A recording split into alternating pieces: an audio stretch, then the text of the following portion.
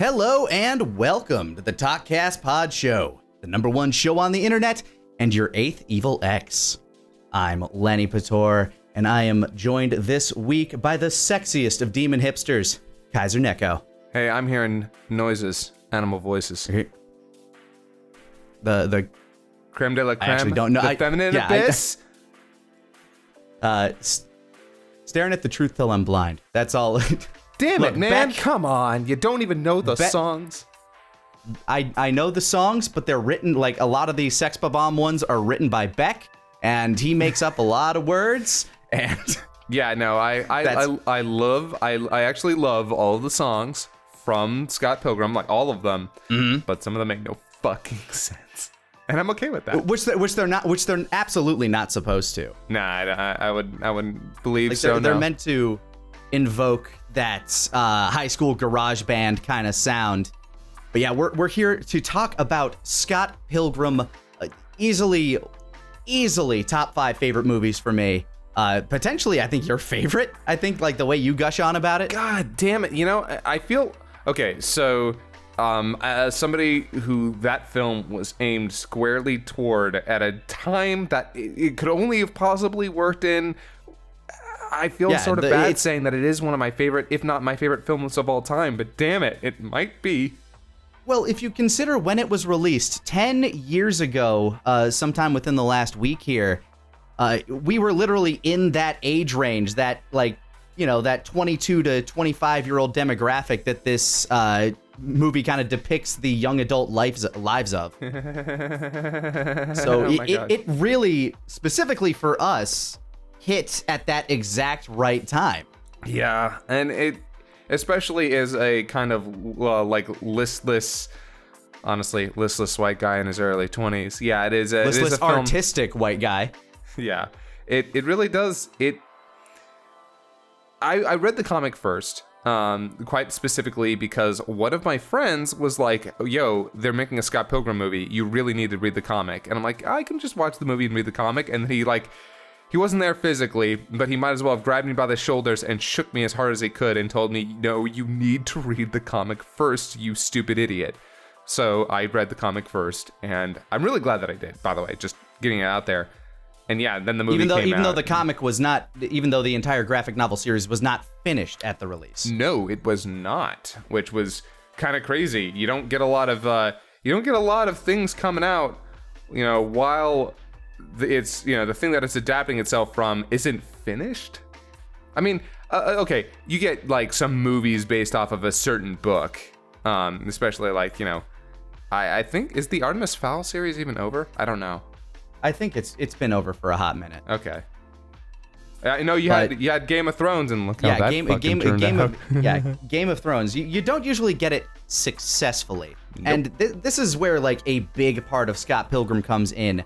It is a 4-part piece of media where every single piece has its own identity, and it is all great. Yeah. I love every part of it. The comic series is amazing. I own both the original just paperback black and whites, and I went out of my way to get the special edition full color hardback re-releases when they were coming out. How you do. Which have a lot of, absolutely. Which have a lot of really cool supplementary material in the back from the development. It's awesome. I feel a little bit bad because I haven't actually. So I read through the entire comic in black and white. Mm-hmm. I haven't actually reread all of it in color. I only reread like the first maybe 2 books in color, and then I never actually sat down and reread all the other 4. Is it 4? You're not. Yeah, it's 4. Let's see. There was 3 up until the movie released, and then 4, 5, and 6 came out after the movie's release. No. I believe at least 4 was out by the time that the movie was in development. I think the 5th came out right before the movie did, and the 6th hadn't. Okay, that's what I was thinking. Yeah. But then you have you have the comics, which are amazing, and then you have the movie, which you got it directed by Edgar Wright, who is an absolute master of action comedy, and easily my favorite director. Edgar Wright is my favorite director, yeah. And like a lot of people will ask me, what's your favorite this or favorite that? And I will always wish-wash. But if you ever ask me who my favorite director is, it is Edgar Wright at the top every time. He is... Edgar Wright has nothing but bangers. Yeah. Nothing but. Like even his like worst film, like if I had to call it his worst film, which is At World's End, is still good. The World's End, by the way. Oh, yeah, sorry. The World's End. And The World's End only suffers from just kind of having a twist that once you know the twist, it's like, okay, the twist was better as a surprise rather than it was as something that made the movie necessarily better. But that being said... And yet, even that is like so definitively Edgar Wright. It's so full of his charm, so full of his nice little tiny nuanced touches, his well-paced editing, his amazing knack for comedic tempo. Oh my God, right? That is, like, he is amazing. I've loved him since I like most people, I was initially introduced to him through Shaun of the Dead. Absolutely loved that. Was blown away by Hot Fuzz. Yeah. Then between that and the end of the Cornetto trilogy, which was The World's End, came Scott Pilgrim, which, holy shit, perfect movie at the perfect time, which, due to its poor box office performance, is now considered a cult classic. Yep. But is still a super high-tier movie. That movie The World's End... Yeah. It's good to note that while that movie did not do particularly well in box offices, it is still considered a success as a franchise because the Blu-ray sales were apparently fantastic. The game sold incredibly well. Yeah, I was going to move on to that. Ooh, yes. Let's talk about the game. In my quadrilogy of how this I'm actually not sure what the fourth one is, so I'm kind of curious what the fourth. The soundtrack. Oh, you know what? If you wanted to separate that, you know what? I would be okay with it. I absolutely would. It has an identity all its own. Oh, God, it does. But yeah, let's talk about the game. Yeah, the game, which takes, admittedly, more inspiration from the comics than from the movie, is so brilliant. It is my favorite 2D beat-em-up. It is a damned shame that it got delisted from the... like all the online stores by Ubisoft. I'm not sure if it was a licensing thing with Universal or what, but since it got taken down, it's been so, like, I was just so sad. And I've been hearing whispers on Twitter, specifically from Brian Lee O'Malley himself, who's been kind of like poking at Ubisoft, who is in dire need of some good press right now. Oh, yeah. To try to get it relisted. So hopefully, just fingers crossed, we can get something back. Maybe even like, I don't think an HD thing is necessary because part of its charm is that 16-bit style. Oh yeah, no. All it needs to be is just the goddamn game available on. Honestly, just put it on Steam or Steam. Whatever. Yeah. Also, I just to state, and I'm sure you agree with me, but I just want to clarify: Ubisoft does not need good press. Ubisoft needs to change its fucking shit. Yes, it absolutely needs to change its shit. Yeah. But due to how it is in the public's eye shit list, I'm sure. I'm sure they would really love to actually get this game out there. Even though I'm sure it's in the process, hopefully, of changing their shit around and making it better, they are still in dire need of good press as a company. Yeah. That is where I was coming from. I'm not saying like, not saying like, oh, it's too bad that they're getting this bad press. It's, well, they're getting this bad press right now for good reason. Hopefully they amend that. They're in need of some good ones as a company, though. Yeah, don't worry. I just wanted to make sure that everybody in the audience knew that, yeah, fuck Ubisoft. They need to fucking fix their shit. Get rid of some Specifically people. Specifically the executives. Like, just the developers do their damnedest. Like, they try to put out what they can. Honestly, probably like the games that they put out are probably better than I give them credit for. I just don't really play them. It always blows when you have a bunch of great people who work on a project and management is full of a bunch of creepy shitlords who ruin it for everybody else. It's the unfortunate way of the world at times, and but hopefully that game, that shining beacon on the hill. Oh my god, beautiful! I played through that game so many fucking times, but I only ever beat it like twice though because I sucked at it. The thing, like, if I could say, like, one thing about that game that's kind of irked me a little bit is the fact that, like, once you play through it as a character and you level them up, because it has, like, a RPG-like progression system where they get stronger, they get new moves as they progress through the game. Yeah. You can't, like, de-level that character and start over. So if you have a character that you have, like, a favorite moveset of, all of a sudden, if you want to play through it again, all of those levels are way too easy. Yeah, a little bit. You're not wrong. Hopefully, if and when it is finally brought to newer consoles and the PC, which please just put it on Steam. It'll give us the option to, start a new save file. That would be good. I mean, hopefully. Even the game's soundtrack is awesome. Anamanaguchi, man. Like, I cannot believe. So I as a franchise that it's really funny that it is a comic that got these adaptations because, it's about a band. And so all the adaptations were like, well, if it's about a band, the music's gotta be fucking amazing. And yeah, the music's gotta slap. And every single instance of physical media that involves listening to it slaps. It really does. Like, I wasn't even that big of a fan. Like, I didn't even know anything about chiptunes until I actually started playing the Scott Pilgrim game. And I'm not a huge chiptune guy. It's not a genre I listen to often. But if I have to, man, you cannot go wrong with that soundtrack. I cannot disagree. Also, man, the gameplay was so fucking tight and slick. It was fluid. And there were these, like, there were little Easter eggs, like if you did the right thing at the right place, you could open up like a little bonus level door. It just was so full of these nice little touches and nod to the franchise, like from the comic to the movie, where you'll see like some background characters that pop up in the comics. It's just it's so wonderful. Okay, they released the game. Oh, sorry, I didn't. No, I could go on and on about like just like the little touches. The fact that, like, you earn money by beating people up, and it's typically the same amount of currency that he gets in the comics from defeating the bosses. It's great.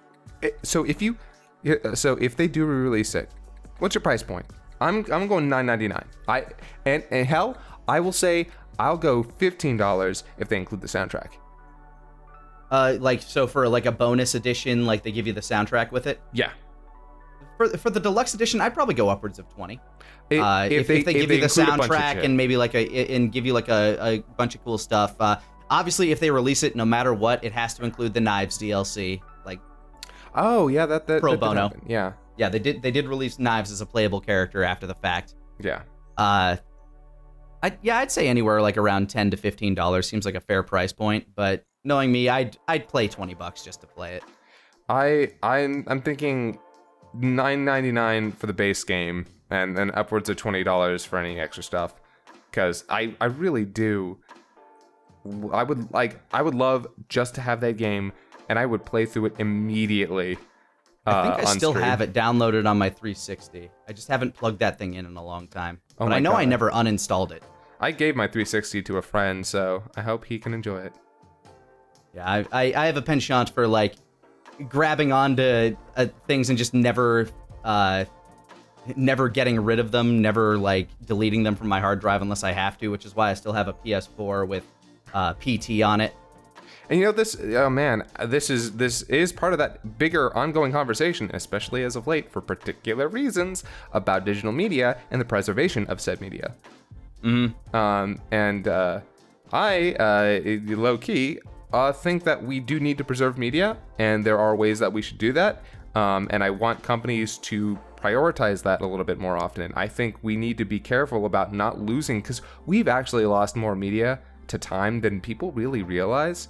And I'd hate for that to keep happening to these passion projects that people have worked on. I've heard developers who are like, I don't care if you pirate this old game at all. Like, keep it alive. Please. They worked so hard on it, and they don't want to see it lost.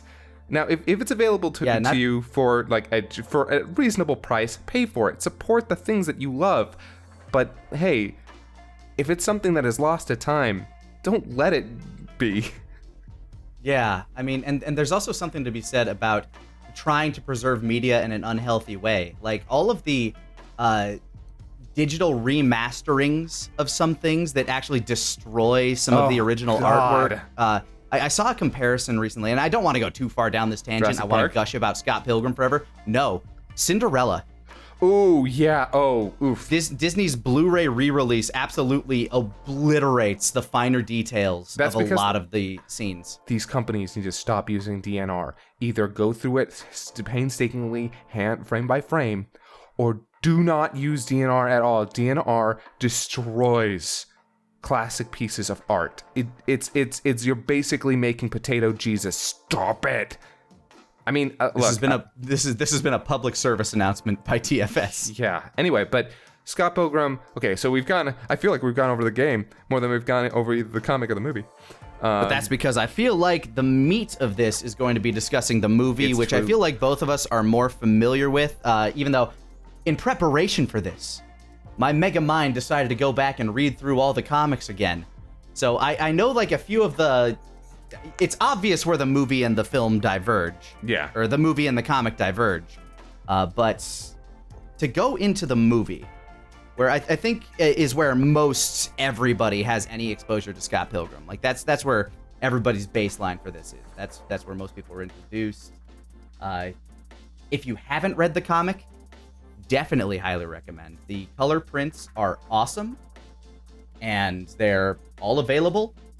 Definitely go support that because it is a very, very good series. It does change quite a bit from the movies. Yes, and it also makes me very happy that there are some times where a comic will get a new re-release with either new updated colors or colors in general, and it just, frankly, does not look as good.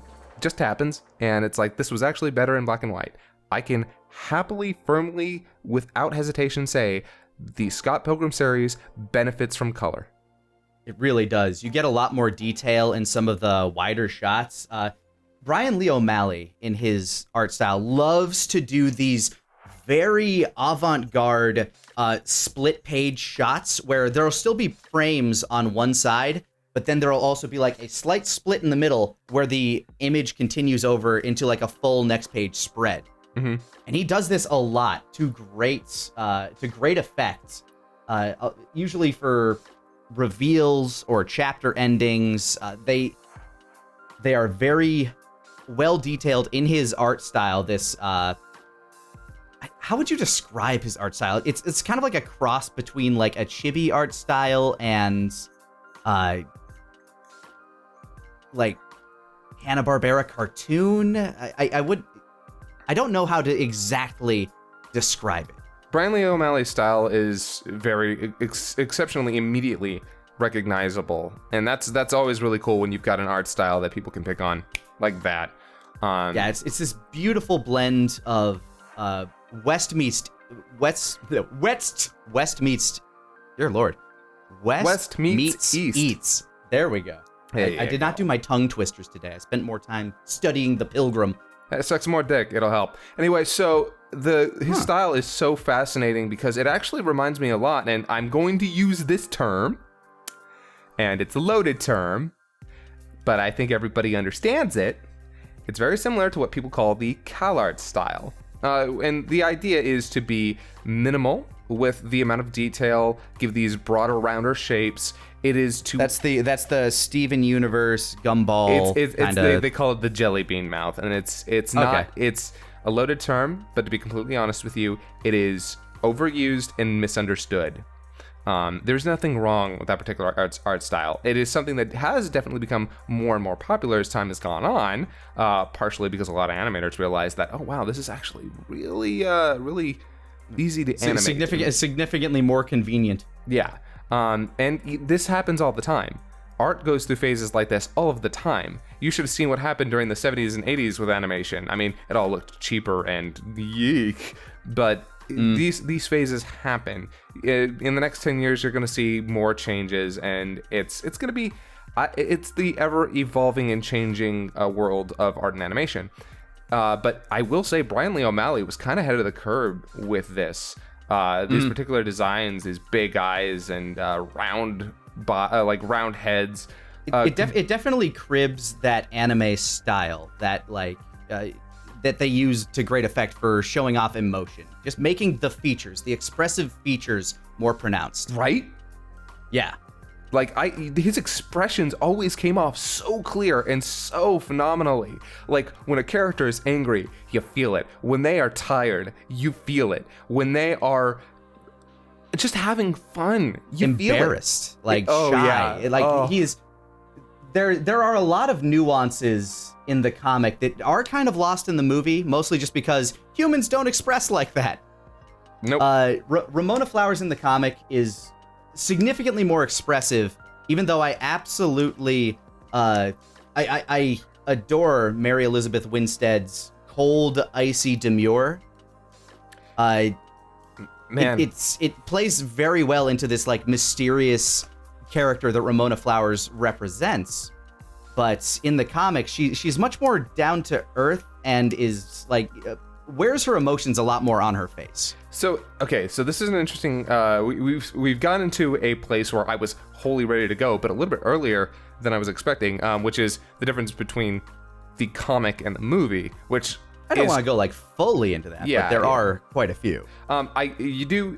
So one of the things that is immediately noticeable and undeniable is that the character of Scott and Ramona from the comics are recognizably different than they are from the movies, which is not to say that they are completely different characters, but you can tell that the interpretation from the comic was to go way more with Michael Cera. It was less hyperactive, thoughtless, like man-child, jerk ass, and to more of a socially awkward kind of anxious dweeb, which plays very well to Michael Cera, and also kind of makes him kind of more adorable, more gives him this charming. You can see why people like him. Yeah, and you can see it in the comic too. You can see it's because he's got this big confident personality, and frankly, when you're at that age, confidence is a big thing. You really like, hey, somebody who's that it's that unearned self-confidence that bravado. And that really works in his favor in the comics, where in the movie, it's more of this kind of nerdish swagger about him that plays like when he's on top. Yeah, that geek chic charm where he has a bit of confidence, like he has confidence in himself, but it's like not entirely earned. Yeah. And then with Ramona Flowers, it's like you said, in the comic, she's actually more approachable and like open and friendly. She's more meeting in the their meeting at the party in the comic is very drastically different. It's very similar in the fact that like Scott just kind of approaches, stands to the side, like kind of scoots along the wall. They talk for a second, and he asks, "Am I dreaming?" And she's like, "Wait, what?" And they kind of catch eyes for a second, and then immediately look away and kind of like blush like that. "Oh God, what have I done? I'll leave you alone forever now." Okay. It's much more of a meet cute. Whereas in the movie, Mary Elizabeth Winstead's just kind of like playing like way too cool, kind of hard to get. You don't feel like they had any real connection after that scene. So Scott's behavior afterwards in the movie is actually significantly creepier. Yeah, he becomes kind of obsessed with this girl, whereas in the comic, it's a little bit more of a, okay, so they both made an awkward, and now they're going to try and move forward from that. And yeah, with Ramona, I can understand why they made the decision for both of them. It definitely, like, besides the fact that they were limited with the kind of actors that they could choose, I'm sure that they were like, yeah, I mean, you're never going to find people who are going to be one for one. There's also just the overall style that the movie wanted to go for of the characters on in the comic work well for a comic. They weren't going to translate 100% to live action. I think you could, and nor do you have enough time in the movie to go through the level of development that they get in the comics. Also, which is an important factor. Yeah, when it comes to adaptation, you have to make decisions. You have to change characters appropriately to tell the ultimately, undeniably, and unavoidably shorter story that you have to tell. So I think that the changes they made to the characters, totally fine with them. And to that, like, as somebody who read the comic first, adored it, loved it, then watched the movie, adored it, loved it, I personally think it was a fine choice to make. And funny enough, all the other characters are generally the same. Like, except for young Neil, who is given a lot more to do in the movie. Is he? Yes, effectively. He has like a small bit parts in the comic, but in the movie they actually let him do a bit more. They let him kind of stretch out and be a character. Yeah, you're right. You know what? Young Neil, I kind of forgotten how he was in the comic. Although he does have one of my favorite lines in the comic, which is, you're such an asshole. Yeah, so are you. Yeah, but I'll grow out of it. And I'm like, that's due to the amount of time they're given in the comic, they do allow him to like do some actual character stuff, but in the movie he kind of has to be a static character, so they allow him to express himself in different ways. For example, in the opening scene, where I noticed a lot of small but very noticeable differences in the from the movie to the comic. When Knives ask him, "Oh, cool, what do you play?" In the comic, he's just like, "Oh, I don't play, I just live here." In the movie, he's like, "Oh, man, Zelda, Tetris, it's a big question." Like, they let him be kind of a dorky nerd, and it's great. Another thing, a small change that I know is due to the style that Edgar Wright just loves to adhere to his cast and into his films. In the comic, when Knives shows up for the practice, in the comics, Scott says, "Oh, you can just throw your jacket anywhere." In the movies, "Here, I'll take your coat." Takes it, drops it on the floor. Brilliant little joke that is...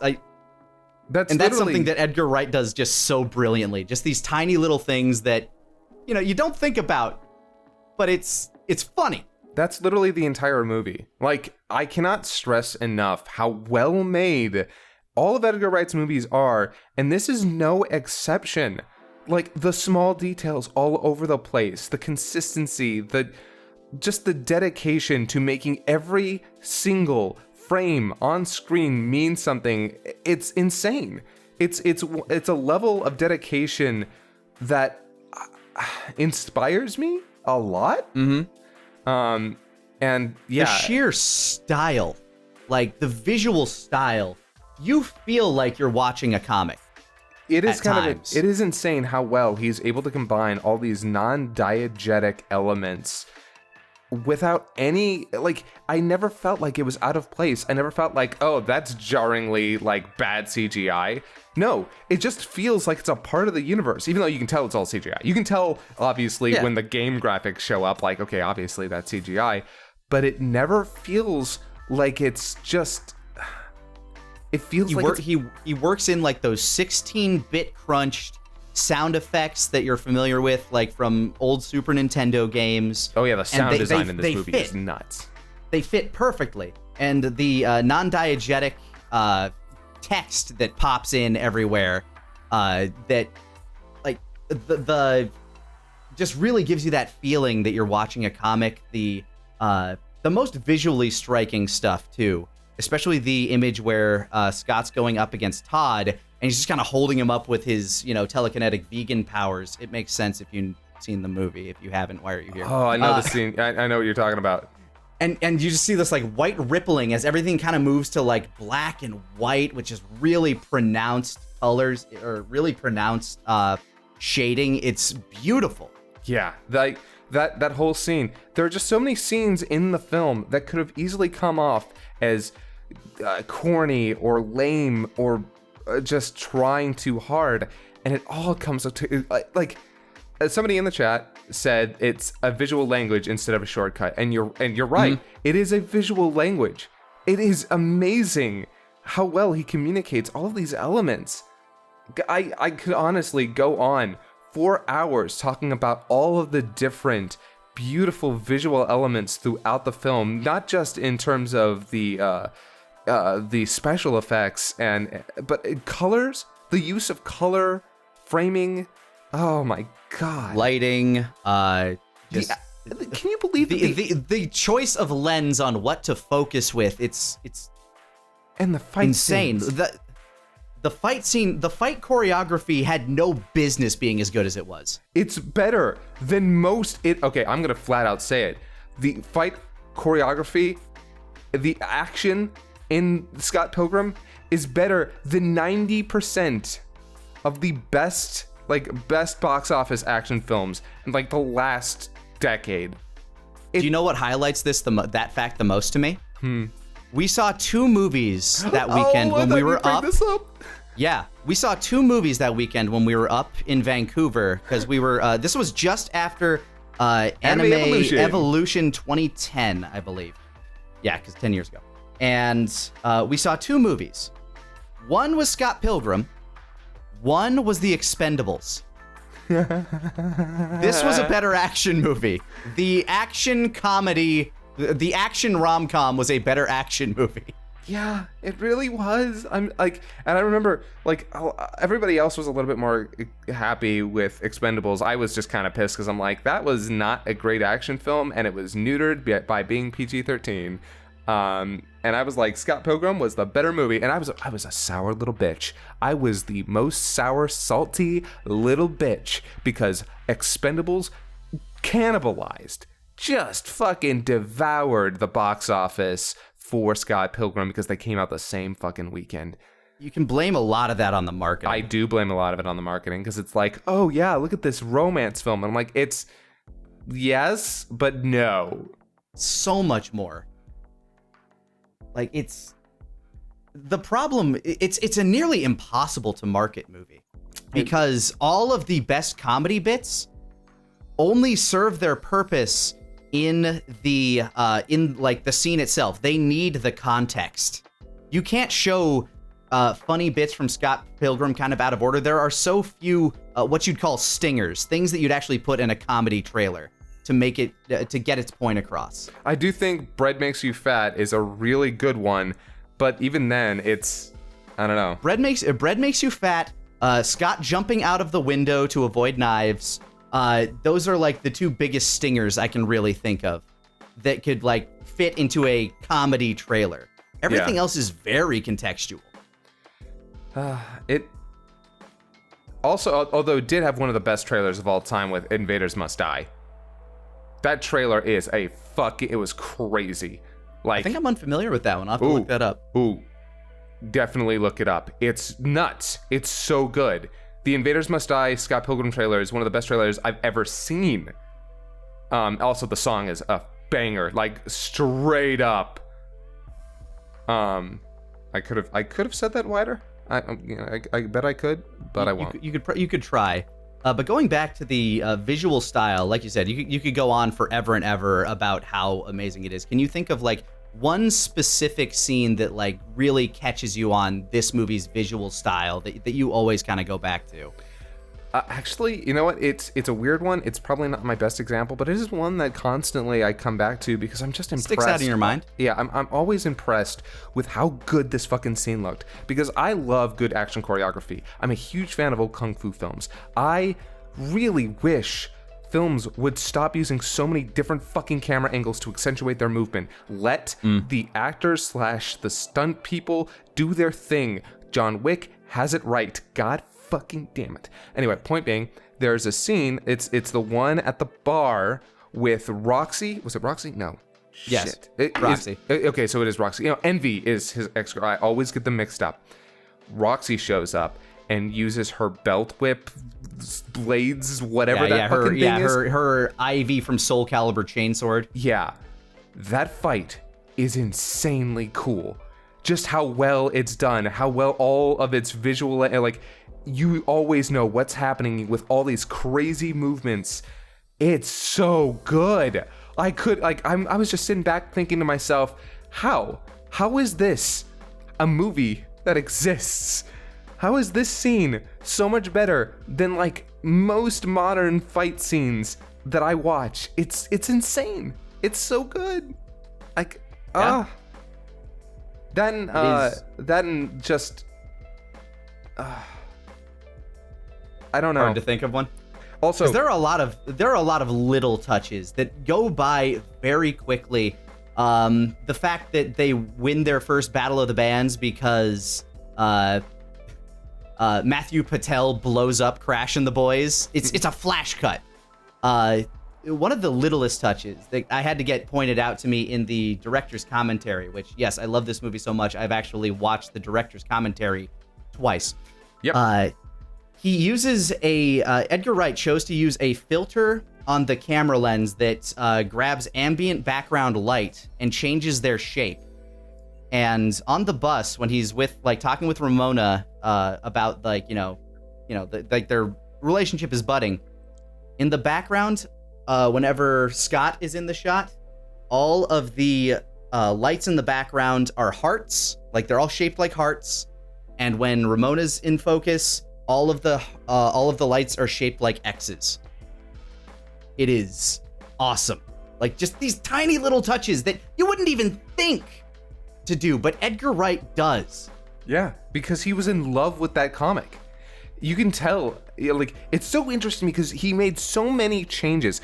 Changes that maybe didn't even necessarily fundamentally need to be made, but all of them serve the purpose of making the movie this cohesive whole. And oh my god, I don't even know where to go, because I feel like I have a bunch of different avenues to talk about. I will say, in terms of changes that were made that I was a little bit sad about, but understood that Katsuyanagi twins took the most significant hit.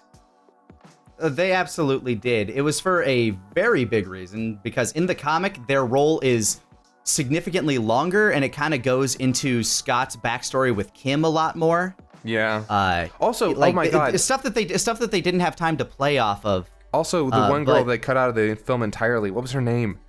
Oh wow. His first ex, the one that he met when he was the one he didn't even really date her. She was just having a crush on him when he fell in love with Kim. Yeah, I feel really bad that I forgot her name. Lisa. Okay, it is Lisa. Okay, I was thinking Lisa. Okay. Yeah. Yeah. Oh. They actually made a animated. Adult Swim did a little animated short about that arc, I believe, in the comic. Every time I see that, I just think of what could have been. Netflix animated series, make it happen. Do not cast Michael Cera, though. Get somebody who can actually play Scott Pilgrim from the comics, because they're different enough characters. They're also they are different. They are very different at this point. You'd get a different voice actor. Maybe I don't know. Hard to say. I'm not in charge of that. Yeah. Much as I'd love to be. But it's... Yeah, like I said, the comics go into a lot more detail. The Katsuyanagi twins in the comics are actually... characters? They're kind of... Yeah, they're characters, first of all. They're also mecha enthusiasts. They have little robot henchmen. Oh, yeah. You could tell Brian Lee O'Malley was and the Japanese characters are gonna have mecha. Mm-hmm. It's a really cool story that I don't want to spoil for anybody who has not read the comics. The comics, if you have not read them, go check them out, please. They diverge from the movie in a very big way about halfway through. They kind of meet up a little bit close to the end, but there is a vast swath. The entire Battle of the Bands framing device that the movie is given is there brilliantly, might I add. I think it was a very smart choice in order to move things along, to get people in the proper place to go from scene to scene. That's an invention of the movie, though. Sex Bob-omb as a band is, they're together and they do try to move on. Envy actually plays a significantly bigger role in the comics as well, even upwards towards the climax. But yeah, the comics and the movie change a lot. And man, I'm trying to think of where to go back to here, because so the movie, one of my favorite okay, you know what, I was gonna bring this up earlier. Favorite song in the movie. My favorite song in the movie, without a doubt, no question, is Black Sheep's yep, that's it. What is the actual name of that song? Hello again, friend of a friend, I knew you when... Metric. That song is 100%, holy shit, Black Sheep by Metric. Black Sheep. Yeah, the song was Black Sheep. Yes. Black Sheep is fucking amazing. I cannot believe it was your callback tone for a long time. It was. back when, callback tones were a that. thing. But yeah, literally, if you called me on the phone, you would hear that song play. And because I fell in love with it. It's just such a great song, and the way that they actually make it work in the movie. And it's sung by Captain Marvel? Brie Larson. Yeah, Brie Larson. Just killing it. Like, I loved that whole scene. Just between the visuals, the song, the meaning of it. It's so good. I was gonna say, if I didn't use the Roxy scene, I was gonna use that scene as my favorite scene in the movie. It is a brilliant edited and scripted scene again with the oh yeah, oh no. The cuts, the music video showing Edgar Wright's origin, by the way. He started out by doing like a lot of music videos, so this played very much to his strengths. He cutting back and forth on the beats to the characters and how they're relating to each other. It's so fucking beautiful. I cannot stress enough how good this goddamn movie is. And it's only in my top 5, but that's still a lot of movies out there. Yeah. Who's your favorite character in the Wallace? movie? Yeah, I was gonna say. I was gonna follow that up with why is it Wallace? Yeah, and look, it's not okay. Part of it is, I'm sorry, I really, really, really needed a really funny, enjoyable gay character. Which, okay, a lot of the jokes are who's not a stereotype. He's a little bit of a stereotype, but of a stereotype, but he's not like that. The flamboyant stereotype that you get in a comedy. Here's the thing: as a gay man who's grown up during the 2000s, he's accurate. He's totally accurate. I'm not gonna try and act like Wallace Wells isn't a decently accurate representation of a gay man in his 20s. But I love him. I love him so much. He is one of the wittiest, funniest, well-acted characters in the movie. I can't believe he's Macaulay Culkin's brother.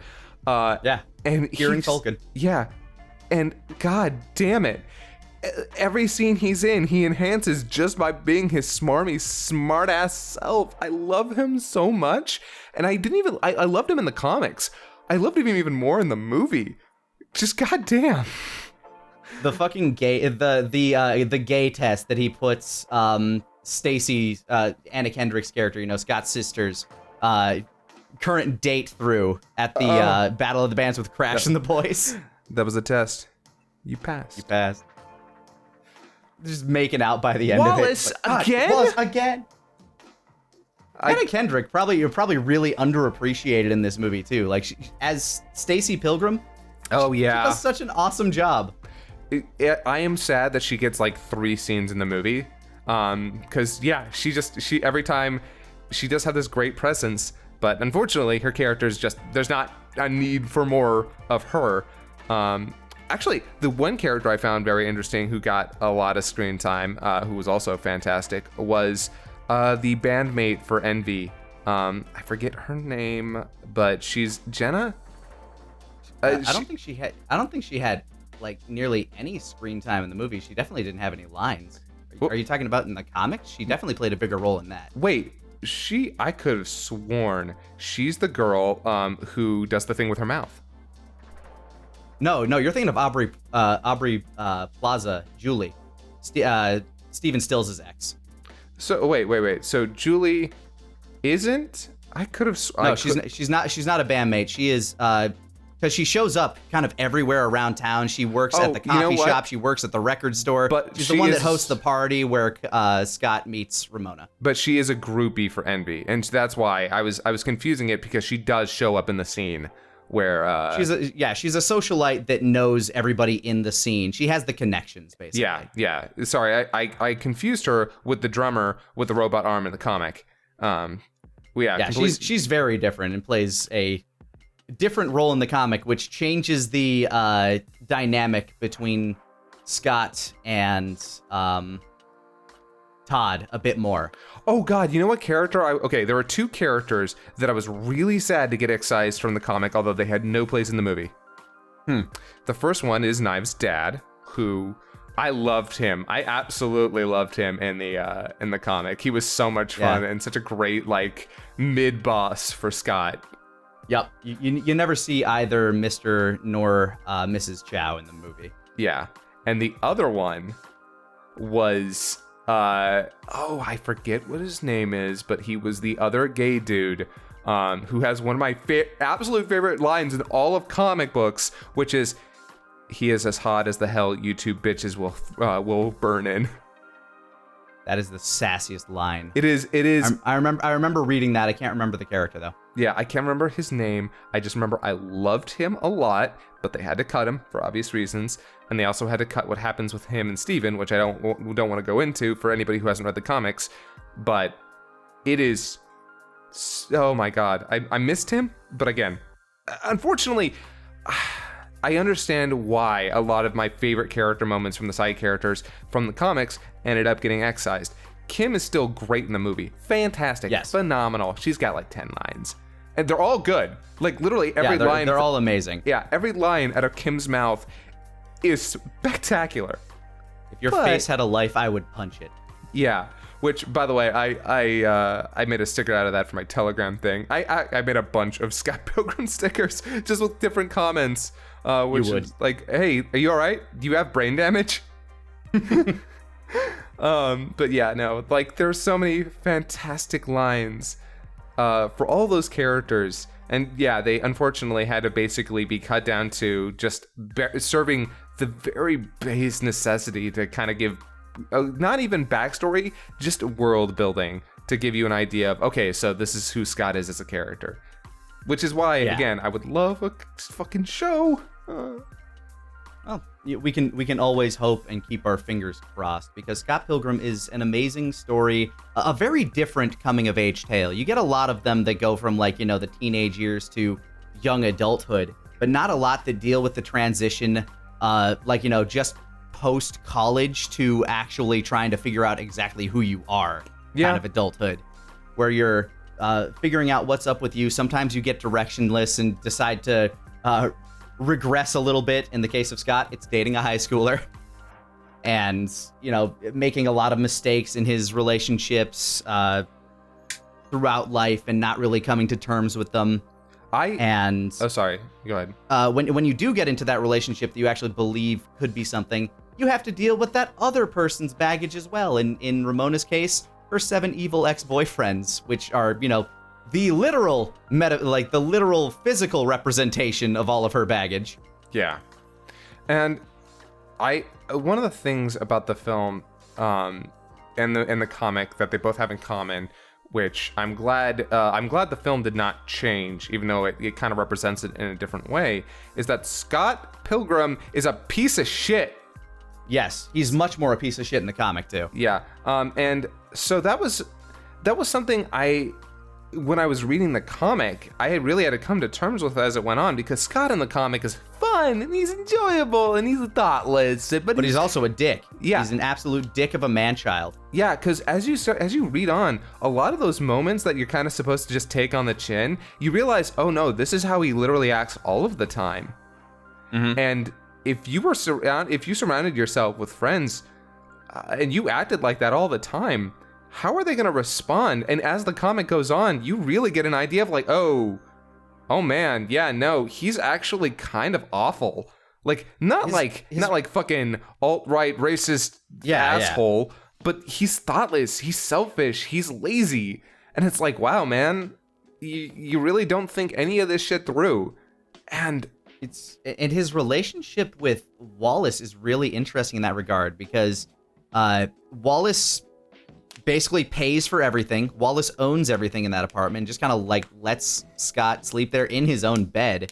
The phrase "you're my bitch forever" is, you know, for real. Scott is essentially a pet to Wallace Wells in a certain extent, because Wallace supplies everything, and it's even more evident in the comic.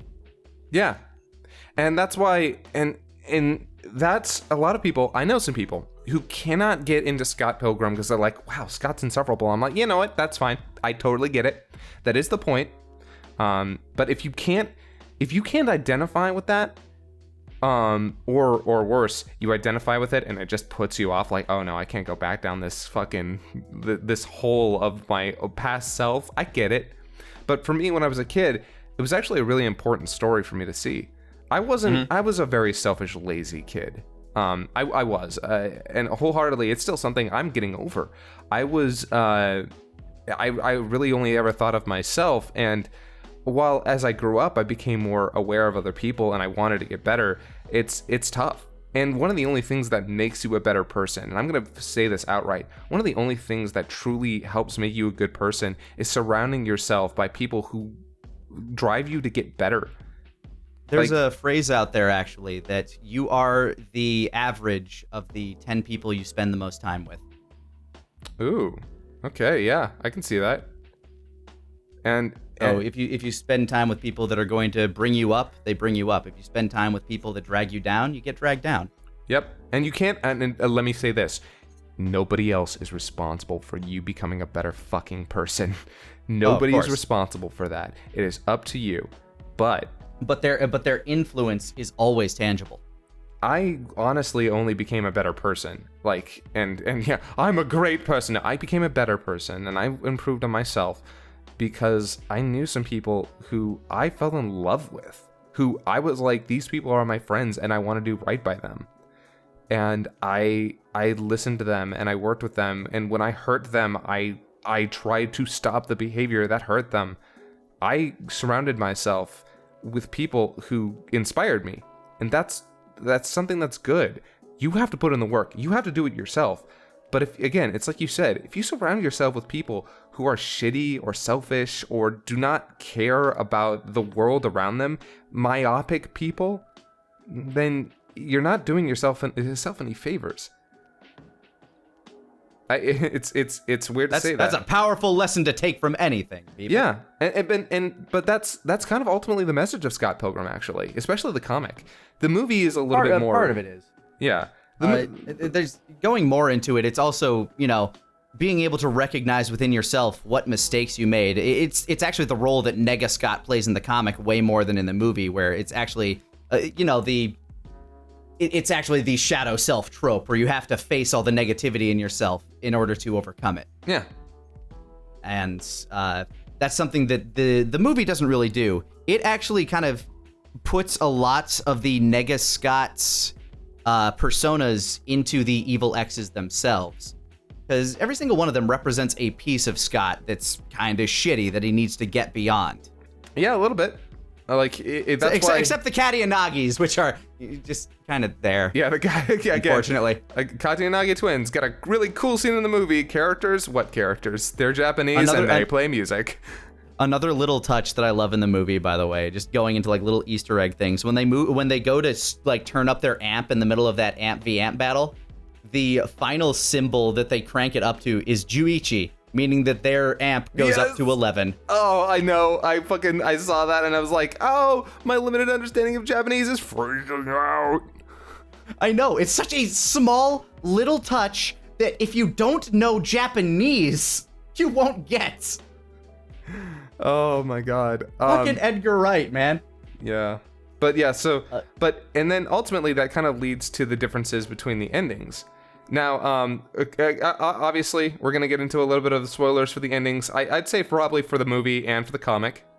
They're both kind of the same ending. Yes, yeah, because Brian Lee O'Malley and Edgar Wright did work together on the script for the final movie. So he knew, that's why there are so many similarities between the endings, but they're not the same. Yeah, they both involve a final showdown at the God, why am I drifting on the name? The Pyramid? Oh, yeah, had a name though. It was like called the Chaos Club or something. Yeah, Chaos Theater. That's what it was. And like it involves fighting Gideon finally, but the comic is much more cartoonish and overblown. The movie is slightly more subdued in that fact, which is really hard to say because the movie still has this amazing, spectacular fight scene. Oh yeah, but the comic literally goes into like Final Fantasy level of final boss fights. So it's and how Gideon has been like, again, I don't want to actually like spoil it, but they go further into what makes Gideon tick and what kind of an asshole he really is. Much more than just kind of like the snide petulance of Ben Schwartzman, who does an amazing job. Like everybody in this, the casting is fucking awesome. Yeah. God damn it. Yeah, as I said before, well, like while I will recognize the difference between some characters in their adaptation, I cannot say that any of them gave anything less than a stellar performance. Who was your favorite X? Favorite X? Okay, that one's a little bit tough, but I'm probably gonna have to go with Lucas Lee. He is kind of the best. Chris Evans, like pre Captain America, just out of playing Johnny Storm. Chris Evans, who he has a lot of great lines, and it's the first time that Scott has to face somebody that is physically superior to him, and he has nothing to brag about against this guy, so he actually has to outwit him. Yeah, and also, honestly, his scenes are just full of these great uses of both camera and sound. Like I know there's one bit that always stuck with me, and always stuck with you too, where where Scott's talking about actually skateboarding, and just the small movement of Lucas Lee's eyes, and you just hear the music and the sound effects kind of like move with the eyes, and it's just a small moment where I'm like, oh, I love that so much. Again, the little touches that just make it, like, push it over the top from being a good movie to being a fucking masterpiece. Yeah. Then you had Todd. Todd is my second favorite. Todd's great. Brandon Routh. Just after a few years after Superman Returns, really strong, really funny. Different in the comics though. Much more of an asshole in the comics actually somehow. Yeah. Because he's also a cheating motherfucker in the comics. No, he is a fucking scum in the comics, actually. Like, it is remarkable how shitty he is. Like, Lucas is actually way more approachable, but fucking Todd is a piece of shit. Yeah, Lucas is full of himself. Todd is an absolute full-blown asshole. Actually, I kind of like Lucas in the comic. Yeah, a bit. As much as you can for that kind of character. Funny enough, in the supplementary material, Brian Lee O'Malley, in terms of character design and what he represents, claims that Todd is the Ken to Scott's Ryu. Oh yeah, you know what? I like that. That's cute. Yeah, they're both bass players. They're both musicians. They both dated Envy. They both have cheated on their exes. Like, they both broken hearts. So he is actually kind of that mirror match that you're going for, but he's just a better player. Yeah. Also, yeah, and that's what he has to deal with from that point. And then the fucking way that battle ends is so good. Thomas Jane, and I don't know the other guy. I know Thomas Jane by face as the vegan police that pop in. The fucking vegan police. Gelato's not vegan. Milk and eggs, bitch. I tried to explain that scene to somebody who'd never seen the movie or read the comic, and they were fucking confused. And I was like, yeah, it makes sense if you watch the movie, I swear. It's just such an amazing play on, like, that avant-garde millennial culture. Yeah. Because that's something that we've all been exposed to. You might not entrench yourself deep within that parts of society, but it's there and you know about it. It's always on the fringes, and you always know somebody that knows it. When you're vegan, you're just better than other people. That is such a quintessential, like, millennial trope of, like, well, I'm living the better life than you guys, so that makes me better. And it's like, yeah, okay, buddy, I'm sure. And another touch that I love in the movies, whenever she goes into the backstory of her and the exes, it always cuts to a little animatic of the comic. Yes, which, yeah, perfect. Love it. It works so well. Also, when she describes the fact that Todd punched a hole in the moon for her, and you see the moon later, and there's a hole in it. You know what? Oh, yeah, no, I remember that. I do remember that. Mm-hmm. And then, but yeah. somebody... I can't remember. Was it in the movie where he points out that there's 2 holes? I can't remember. Because he did it for 2 people. Yeah, it's only in the comics. He did it for Envy as well. Yeah, which I found really funny. It's like, wait, you said you punched the moon for me. Have you ever noticed there's 2 holes? And it's like, it's just such a stupid line, but it's. Oh, I'm sorry. I'm reminded. I haven't read the comic in so long, but I'm being reminded of all these moments that I was reading. I was like, this is genuinely hilarious and charming and so good. Go back to it, man, because it is as somebody that just reread it over the past, I kind of binged through it over the last couple of days here. I started on Sunday. It is charming and awesome in its own right. Like, this is such a beautiful, amazing series. I don't know. I'm just so happy it exists, and I'm so happy that it got a film adaptation from a director that really gives a shit and knows what he's doing. I'm really sad, actually, that I was going to make a video all about why Scott Pilgrim is a piece of shit, and that's okay. I was actually gonna or why that's good. That was gonna be the video. It was gonna be Scott Pilgrim sucks, and that's good. And it was literally just gonna be all about like diving into Scott Pilgrim as a character and what he represents, both as the average person and as a time capsule of when we were growing up in that period. And I'm really sad that I wasn't able to do it in time. I might still do it. It probably won't be as relevant as it would on the 10th anniversary, but I still kind of want to, because Just hold on to it for 10 years or 5 years. Yeah, right. But you know me. You love editing. You love doing your little things. And this is something where the visuals are fucking on goddamn points. Like, yeah. It has such a style to it. I would effectively call this one of the best adaptations of a video game property. Yeah. Because it cribs so much from video game culture.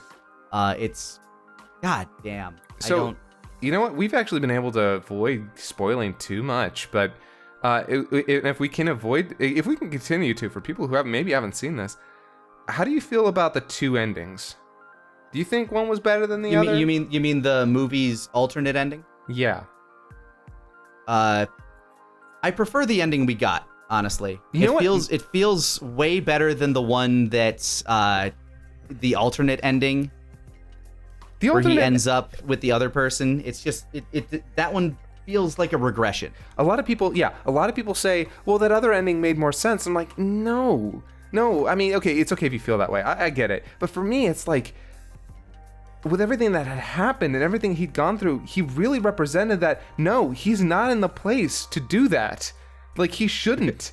Yeah, because by the end, both of the characters kind of have gone through this journey where it's like, yeah, no, let's actually start anew. Let's really wipe the slate clean and try this from the start. And that's why the movie's ending works better. It works better towards that message of, no, you've gone through this self-discovery. That doesn't mean you're good enough to go back to what you were doing. It means, okay, now you're good to actually move forward. And the person, she is a good example of that. She went through her own journey. She definitely needed to be the person to go on that next step with him. I think that's why that ending is better than the other one. Even if the other one feels like, oh, but after everything that happened in that last battle, they proved that, oh, well, they really are good together. But they were never actually good together. The two, both endings are okay, but one makes me happier, the other one makes me comfier. I'd rather be happier. So, and then there's the alternate ending. Oh yeah, the one that we never actually got, but I'm really glad the one that it was never actually going to be. It was only going to be like a kind of just a extra on the Blu-ray or DVD when it came out. But the alternate ending of, you see this news report about Scott Pilgrim being arrested for murdering seven people. Yeah, as it turns out, all of this shit was in his head, and he's just been murdering dudes. Like a psychopath. Yeah. Which, as an extra that was never meant to be a part of the finished product, I think is hysterical. Yes, you know what? As a this was a concept. Okay, that's good. I'm okay with, like, we conceptualize this. I'm like, that's funny. That's fun. Also, I will say the comic ending is better than all the other endings, just by virtue of being able to tell more and do more. Yeah, flesh out its story more and give more closure to more characters. Yeah, definitely. Like, I love that ending. I also love the fact that, like, so much stuff got cut, but one of the most interesting and really character developing things that ended up getting cut was his trip back home. Like, that trip back home to his parents' place was so important for his character, and as was that subsequent meetup with Knives. So, like, man, that was I don't know, I really liked that, and obviously we had to lose it. Like, they cut down the time frame of like a year down to like a month, I think, or a couple of weeks. I get it. It was a couple of weeks in movie time, because in the comics, Ramona disappears for like a full month. Yeah, she just disappears. Also, Scott gets a job, and it's a big deal. Like, okay, like, seriously, guys, if you haven't read the comics and you've only seen the movie, liked the movie, check the comics out. You would be doing yourself a favor. It is like, as much as I do love this movie, and I obviously really love this movie, the comic is just a better story top to bottom, just because of the nature of what it is. Yeah, I mean, you get more time to flesh things out. It's the obvious difference between the book and the movie. Yeah. But that does not change the fact that the movie itself is still awesome and amazing. Because it really is. All the little touches, all the things that you can do in motion picture that you can't do on a comic panel shines through really well. Yeah. Hell, even just the opening credit sequence, where like the couch looks like it's drifting further away from Knives as she's that's such a becoming cool more scene. and more infatuated. You can see the stars in her eyes. In the comics, you know, it's like 7 to 10 panels of that where you can just see the light growing in her eyes as she becomes more and more infatuated by this awesome, mysterious older guy she just started dating. But in the movies, you can really feel it. Because like that's just the power of motion pictures right there. Yeah. And you know what? Fucking kudos to Edgar Wright for understanding what an actual good adaptation is. If you cannot make something work better in that media, like, oh god, what is the thing that I always fucking say? When you're adapting something, you need to do something that medium can do, that the medium you're adapting it from can't do. That is the one thing I feel like so many adaptations miss. You need to be able to elevate the property using the media that you're adapting it to. Which is why I think the Avatar: The Last Airbender live action series is a mistake. Full stop, flat out, beyond fucking Bryke leaving the project. It is a stupid idea, and I'm gonna say that outright. I think it's stupid because you already which reminds me, tune in next week for our discussion on Korra / more Avatar. Exactly, because it is a 2D animated series that utilizes everything about the fact that it's 2D animated to its full advantage. The elements, the bending, the spiritualism, the fight choreography, the wars, the scope, you cannot do that with a live-action TV series. You can't, and they won't. I assure you, they cannot match the majesty, the choreography, the mysticism, the sheer just quality that show did because of the nature of its production. So why make it? Why? Just wait. Surprise twist. Directed by Edgar Wright. Oh my god. Okay. I won't lie. I would love to see that. But there's just literally the only thing that a live action series could do is that since it's probably they're going to have to age the characters up, it's probably going to be oriented more TV PG. And then you'd probably end up being able to dive a little bit deeper into some subject matter that the series had to kind of skirt around. I think that as a character piece, you could tell some interesting stories. You could even set it in the Avatar universe and still have it work. But trying to retell a story that was already told basically perfectly, that benefited heavily from its medium... I think I feel like they'd benefit greatly if they actually focused on one of the previous avatars, like Kyoshi. Oh yeah, literally I'd love to see how she dealt with the fucking like conqueror that was trying to take over her world and actually dealing with that as an actual arc. That'd be kind of neat in a live action sense, because then you're not fucking with something that people already love. Yeah, a movie all about Kyoshi. First of all, people have been saying, just make that, for fuck's sake. But second, like, yeah, that's a story we haven't seen. You could do something really cool with that. You could have a bunch of bender fights. It doesn't, like, you could really make that work. I don't know. It bothers me because we don't need a retelling of the story that was already perfectly told. It bugs the shit out of me. It's Lion King syndrome all over again. You have enough power with that series that you could actually set a different story. It has that Star Wars like nostalgic quality to it for this generation, where you could do that. They just need to be able to they just need to be willing to take that risk. Yep. I'm very curious if in the next 10 years we're gonna get a third Avatar season. Who knows? Our Hard series, to say. that Would is, you? not season, Okay, series. question. Would you want it to go further into the future, or would you Yes. want it to be a prequel? Oh no, trust me, I am 100%. I in my head, what I want is like this 1980s meets like 2000s. It would probably be set in this, like, it would probably be, you know what? Yeah, for nostalgia's sake, it would probably be somewhere in the late 80s, early 90s. But I wanted to have this Steam Cyberpunk mix where it's not like, oh, computers are running everything, but it's like Final Fantasy. I want Final Fantasy 7 levels of technology, and I wanted to be all about this fucking little earthbender kid who knows he's the Avatar but wants nothing to do with it. He's just into grunge metal and fucking like living his own life. I want to see this story about like an Avatar who is not bound to purpose, but instead desperately wants away from it. He's just trying to live his own fucking life. I would love that. It would be interesting to see a society where science has in Korra, god damn it, we're getting ahead of ourselves by a whole week.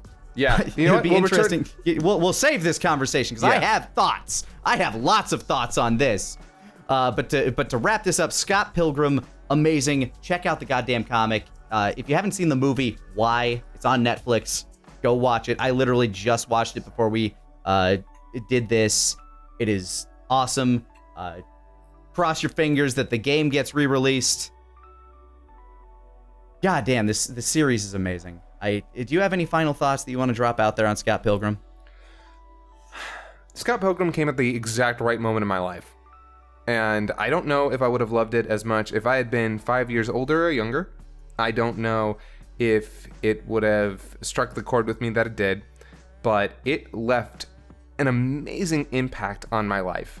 I don't know if I'll ever be able to go back to it and enjoy it as much as I did at that time, but I'll always appreciate what it was to me then and what it is to me now. It's an amazing series, an amazing comic, an amazing movie, an amazing game, all with amazing soundtracks. I mean, yes, even the comic, it has an amazing soundtrack. It's in your mind. Funny enough, the comic actually does give you guitar chords so you can play along with Sex Bomb. That's really fantastic. Mm-hmm. But yeah, I gotta tell you guys, I love this. It's not really a franchise necessarily, but I love this story. I love these characters. I love everything about Scott Pilgrim. And I really hope that if you haven't given it a chance, that you will. Maybe you won't like it as much as I do. Maybe you won't like it at all. But give it a chance. It's so itself. Anytime that the Alamo Drafthouse would have a watch party for this and I was available, I would do my damnedest to go out and see it. God, I miss that theater. Not movie theaters in general. I miss the Alamo Drafthouse. Oh, yeah. No, I fuck theaters. I miss the Alamo Drafthouse. You're right. As a Texan, you're required to remember the Alamo. I remember that one. Yeah. Man. Yeah. And I also love to go to those fucking watch parties. I will watch I don't like rewatching movies. I have seen Scott Pilgrim 7 times. Same. Yeah, it's that good. It is. Like it's so incredibly rewatchable, and because of those little touches, you can kind of find a new thing almost every time you see it. I know. Beautiful. Yeah, give it a check out. What's your favorite part of Scott Pilgrim? What's your favorite moment? What's your favorite character? How do you feel about it? Do you hate it? Why? Let us know, because we're always interested in hearing from you guys. We'll see you next time on the Talkcast Pod Show. Peace out. Later.